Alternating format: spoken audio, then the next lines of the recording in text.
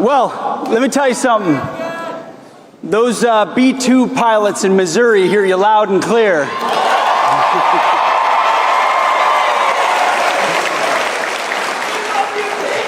Hey, what an honor it is to be here. I am so grateful. I want to thank Charlie Kirk and Turning Point USA. I didn't just show up here now. I've been here year after year because I believe so deeply in the mission of what you all represent. So give it up for Charlie Kirk, please.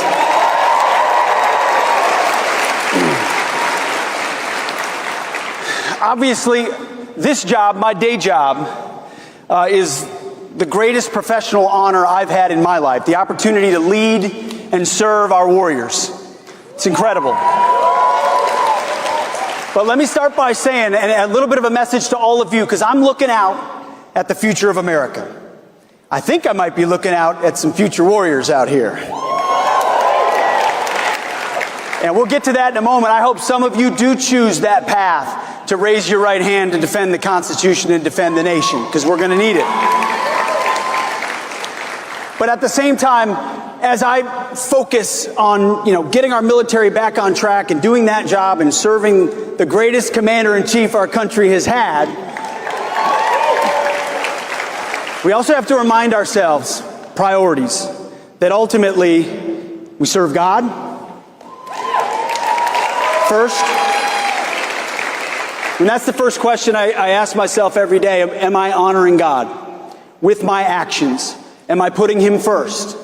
And I think no matter how big your job is or how big your challenges are you seeking Him in the Word and in prayer? That's how the day needs to start, because everything else goes sideways when it doesn't. And then number two is serving your family, remembering what it's all about.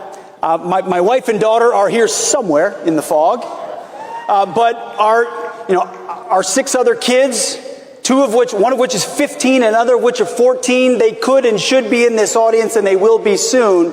How am I serving them?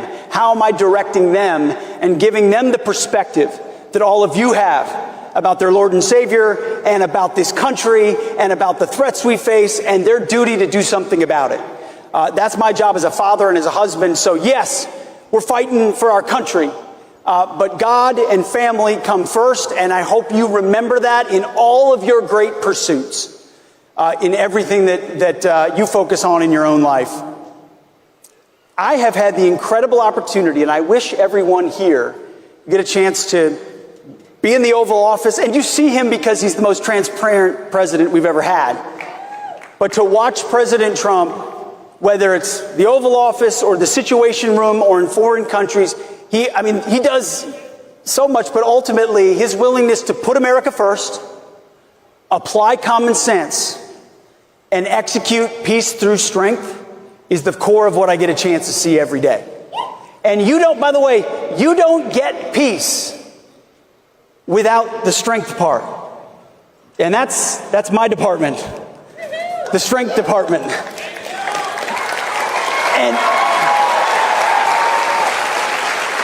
so I actually think we lead at the Defense Department, or maybe soon to be the Department of War, for all the right reasons. We lead the biggest peace department in the world.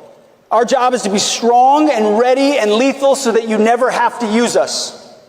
And if you use us, our capabilities are so overwhelming, our threat so looming, that we're able to conclude that mission swiftly and violently to the interests of the United States, or not have to use us at all. So the peace is preserved and deterrence sticks. And I'll never forget President Trump, when he chose me for this job, the first thing he said to me, he said, Pete, you're going to have to be tough. I can't even say the word, because it's a young crowd, 15, 16, tough as you know what. Tough as you know what. And I said, yes, sir. And boy, was he right. But the next thing he said to me was, Pete, I need you to restore the warrior ethos. I need you to get the military back to basics. We were distracted. Absolutely.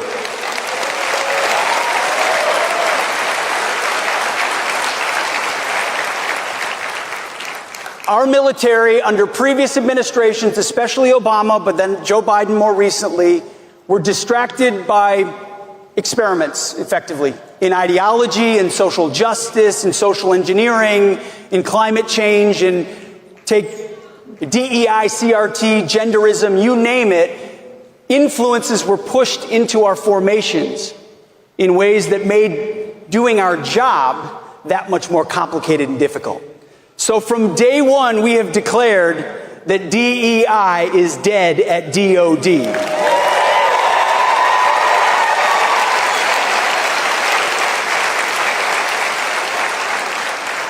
We're going back to gender neutral, colorblind, merit-based performance standards.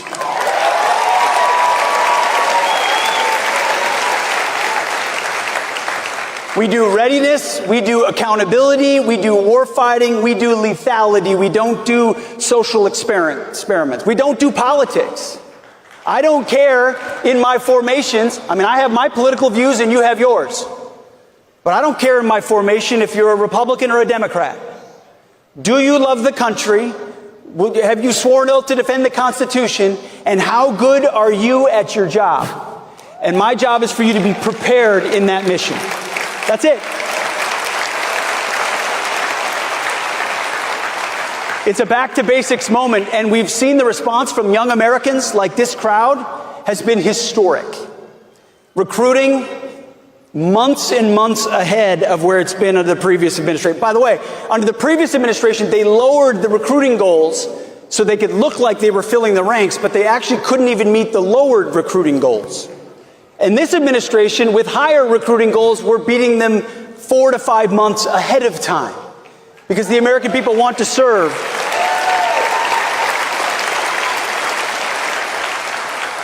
They want to serve under a commander-in-chief that has their back.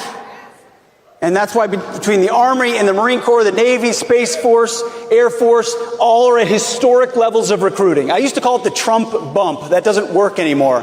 It's a tsunami of response from the American people. And we're grateful that you would entrust with us your greatest resource, which is your young men and women willing to put their life on the line in uniform for the country. We are always going to need that in this nation. The price of freedom is eternal vigilance. And the face of eternal vigilance are those men and women in camouflage willing to stand a watch on behalf of everyone here, giving up the best years of their life because they believe in something greater than themselves. They know we have rights endowed not by government, but by a creator.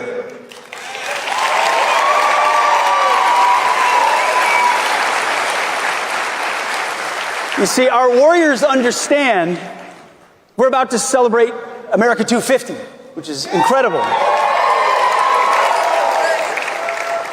But our warriors understand you never get 1776 without 1775, when the first Americans picked up their rifle and said, "This I will defend."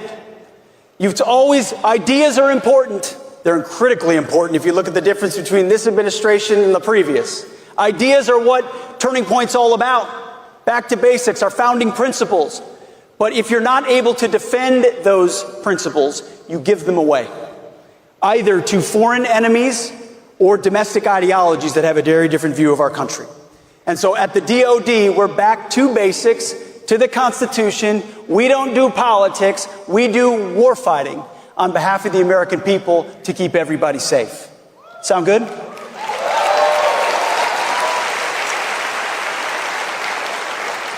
We're also rebuilding our military in ways that President Trump did in his first term. Under Obama and Biden, the military was gutted, not just with bad ideologies, but with insufficient funding and capabilities. President Trump's changed that. The One Big Beautiful Bill gave $150 billion in additional spending to DOD. We have the first $1 trillion defense budget.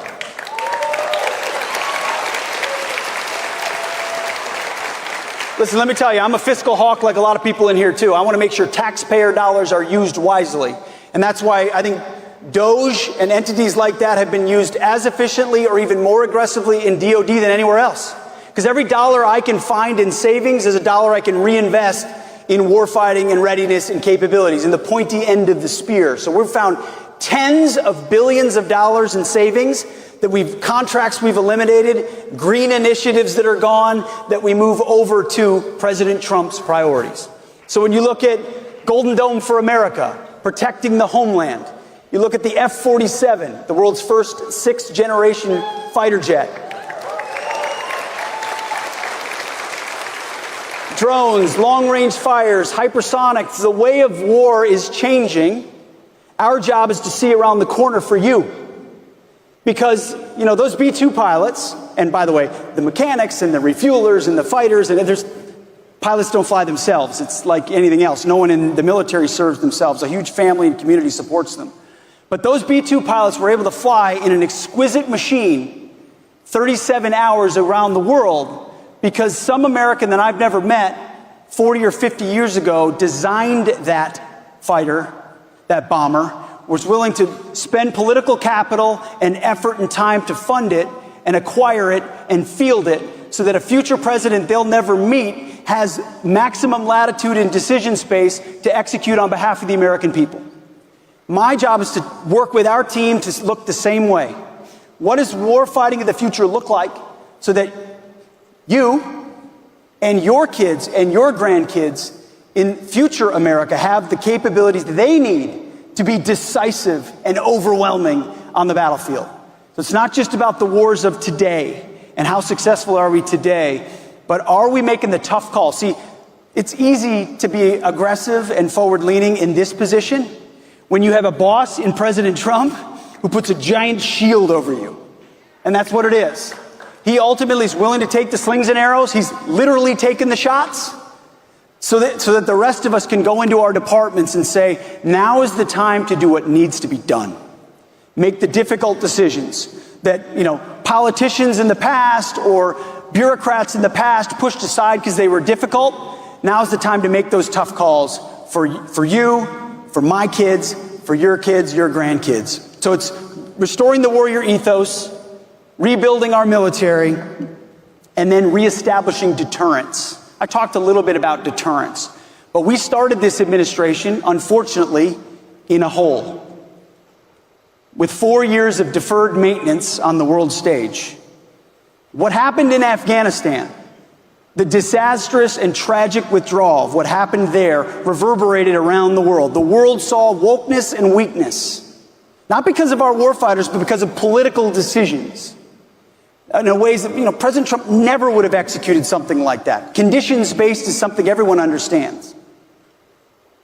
But because of that, you had follow-on actions like the invasion in Ukraine, again, a war that wouldn't have started under President Trump. Or you had what happened in October 7th with Hamas in Israel. The world thought America wasn't prepared to stand strong because of the actions we had taken, and then all the woke garbage that was happening behind the scenes inside the department. The world took notice and said, wait, America's investing in electric tanks. That doesn't make much sense. Where do you plug those in the Middle East? There's they just didn't see a serious administration or serious leadership. So deterrence eroded, which means other actors filled the void. President Trump showed up and said, peace through strength is back through American leadership. Not through adventurism or interventionism or nation building. None of that. But through a clear-eyed, realistic view of the world that when we are strong and our objectives are clear and our enemies know where we stand and our allies know that they stand with them, the world is a more peaceful and secure place, which benefits all of us here at home. And by the way, guess where that starts? That starts at home. That starts with our southern border. That starts with ending the invasion of 21 million illegals. That starts with recognizing the military, the Defense Department plays a role in that. My generation spent 2 decades in Iraq and Afghanistan and elsewhere defending other people's borders. It's about time we defend our own.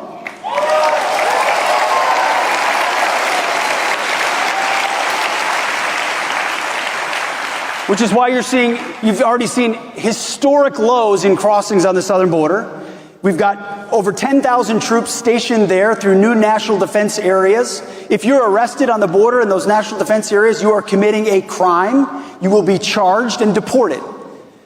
And when you meet these troops on the border, they're excited to be executing a mission on behalf of their country, defending the homeland. So deterrence starts in stopping that invasion. And we're supporting ICE agents in Los Angeles and elsewhere, ensuring they're safe in their duty. Of course, the media goes crazy. Oh my goodness, the Defense Department is deploying troops. No. ICE should have the ability to do its job in any city of America without being attacked.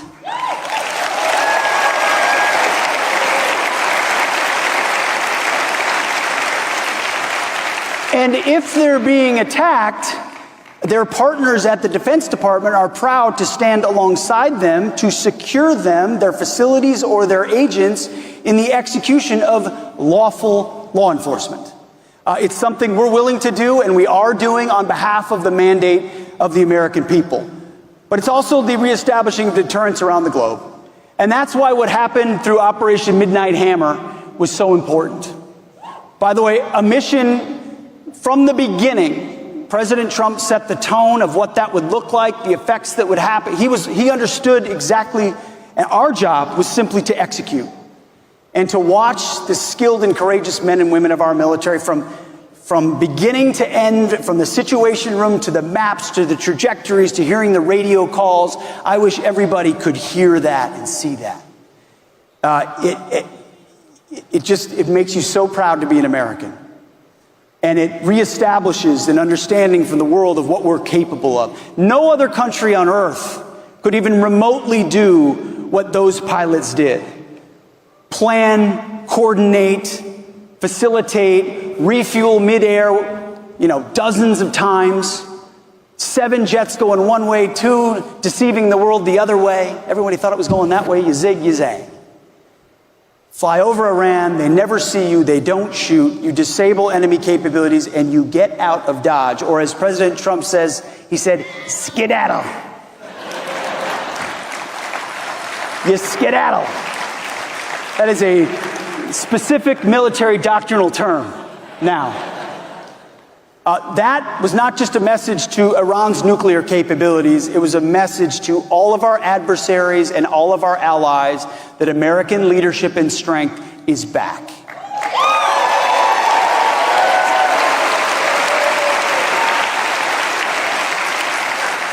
We've also sent the message to the world through what President Trump has done in Europe and through NATO that the era of freeloading off America is also over.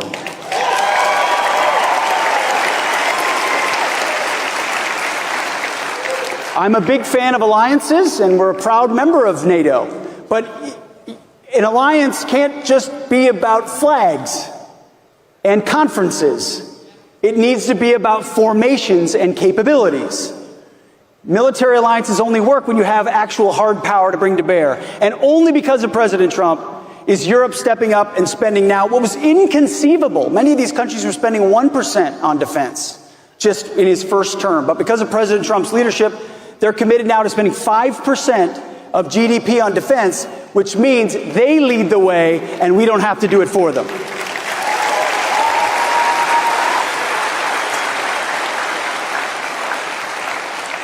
So in closing, I just want to never forget that the motto of our great country, when I got criticism for starting a monthly prayer service at the Department of Defense, voluntary prayer service,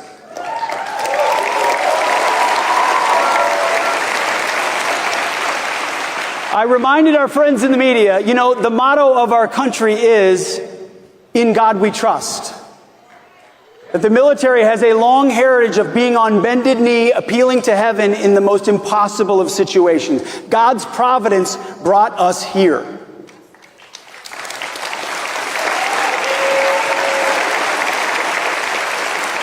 Our founders understood that. So I want to commend you for being in these seats, for having the leadership that you have in your high schools, in your colleges, in your communities, for having the courage of your convictions to stand up and lead based on your principles. That is leadership. That is putting America first. That is showing strength, and I commend you for that. But I also hope, on behalf of a new and improved Department of Defense, that you will also take a look at serving your country, that you will consider the incredible lineage. Let me tell you something. I've never met someone who served, it's very few and far between, who regrets the day that they raised their right hand to defend their nation and try to test themselves to see whether they can stand up to the legacy of previous generations. Now, it's my job and it's President Trump's job to make sure we use those troops properly, that they're properly trained, that they have a clear mission, a limited objective that everyone understands, and they've got the best equipment in the world, which President Trump is providing. But what we really need are the best young Americans. So thank you for being here. God bless our warriors, and God bless the United States of America. Thank you. Appreciate you. Thank you. Thank you. Hi, Gwenny.